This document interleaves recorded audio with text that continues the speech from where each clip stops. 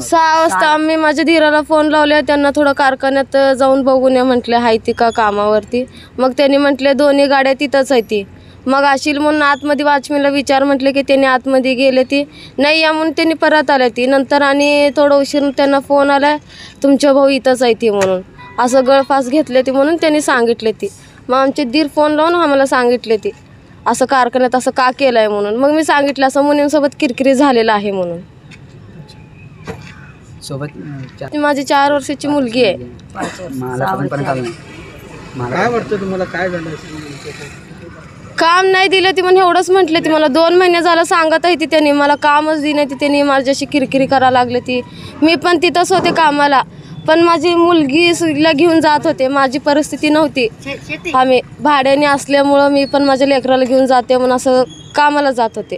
मग ते मुनीमला लोक काय सांगितलं कोणाला माहीत, मला कामावरनं काढले. ती एकाला 150 नोकरी देते, एकाला 75. हा मला बी कामावरनं काढले. एकाला 150 नोकरी देते, याला 75 देते. हिला 75 पण दिलेत म्हणून असं सांगितलं ती मला परवा दिवशी. शरण बसप्पा सुभाष मित्रे, मैतेचा भाऊ आहे छोटं. सकाळी 6 वाजता वहिनीचा फोन आला मला. मग मी नेहमीप्रमाणे कारखान्यात असेल म्हणून गेलो. मग कारखान्यात गेल्यावर कारखान्यात सगळीकडे बघितलं नव्हता. नंतर घरी येऊस तर त्याने सांगितले असं झालं आहे म्हणून, अर्जंट आहे म्हणून गेल्यावर गेलं जाऊ सर असं झालेलं होतं. मग मी 112ला कॉल केलो. 112ला कॉल केल्यावर त्याने आले, पंचनामा वगैरे करून घेतले. मालक एवढं सगळं उसर तिथंच होता. मालकाला नुकसान भरपाईचं वगैरे काहीच बोलला नाही अजूनपर्यंत तर मालक आले नाही. अपेक्षा एवढंच आहे की 6 वर्षाची मुलगी आहे, याचा भविष्याचा विचार मालक करायला पाहिजे, एवढंच अपेक्षा, बाकी काय नाही.